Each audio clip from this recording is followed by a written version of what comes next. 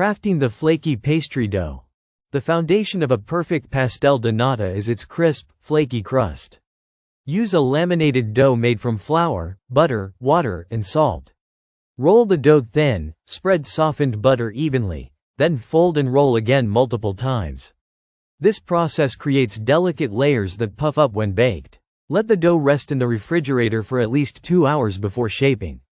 A properly laminated dough ensures the signature crisp texture that contrasts beautifully with the creamy filling. Rolling and shaping the pastry shells. Once chilled, roll the dough into a thin sheet and tightly roll it into a log. Slice it into small discs and press each piece into greased muffin or tart molds. Use wet fingers to spread the dough evenly, ensuring a slightly thicker base and thinner edges. The swirl created by rolling the dough adds extra layers, giving pastéis de nata their signature crisp, golden brown crust when baked. Creating the rich custard filling. The custard must be smooth, creamy, and slightly caramelized on top. Heat milk, sugar, cinnamon, and lemon peel, then slowly mix it into egg yolks whisked with cornstarch. Cook over low heat until thickened, but avoid boiling, which can cause curdling. Strain the mixture to remove lumps and chill slightly before filling the pastry shells. The right balance of eggs, sugar, and milk gives the custard its velvety texture. Achieving the iconic caramelized top. Traditional pastéis de nata have a slightly blistered, caramelized surface. To achieve this, bake at an extremely high temperature, around 500 degrees Fahrenheit, 260 degrees Celsius. The intense heat helps crisp the pastry while browning the custard. A convection oven works best, but if using a standard oven, place the tray on the top rack. Some bakers also finish with a quick broil for extra caramelization. The result should be a glossy, golden brown custard with dark spots. Choosing the right baking molds. Authentic Portuguese bakeries use copper molds, which distribute heat evenly and enhance crispiness. If unavailable, aluminum or steel muffin tins work well, but avoid non-stick pans, as they can prevent proper browning. Grease the molds lightly before adding the pastry to ensure easy removal. The right mold ensures a crispy shell without overcooking the custard, creating the perfect bite. Controlling the oven temperature for perfection.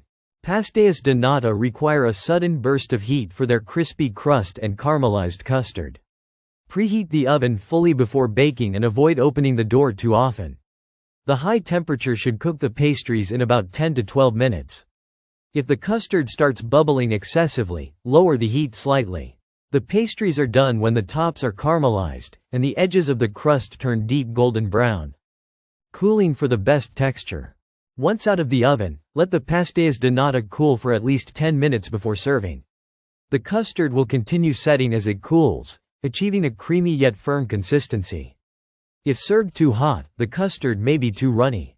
A warm pastel de nata has the best balance of crisp pastry and smooth filling, making it the ideal way to enjoy this Portuguese delight.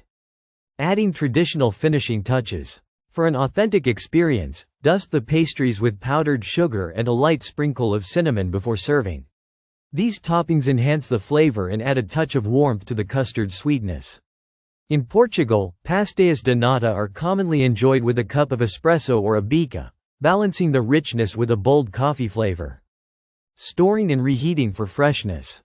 While best eaten fresh, pastéis de nata can be stored in an airtight container at room temperature for up to a day. To restore crispness, reheat in an oven at 350 degrees Fahrenheit, 175 degrees Celsius, for 5 minutes. Avoid microwaving, as it softens the pastry.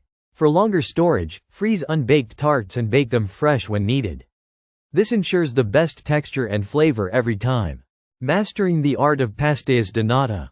Achieving the perfect pastel de nata takes practice, but mastering the pastry and custard techniques will result in bakery-quality tarts. With a crispy, caramelized top, rich custard, and delicate layers of pastry, homemade pastéis de nata bring the flavors of Portugal straight to your kitchen. Serve them warm with coffee for an indulgent, authentic treat that rivals Lisbon's finest bakeries.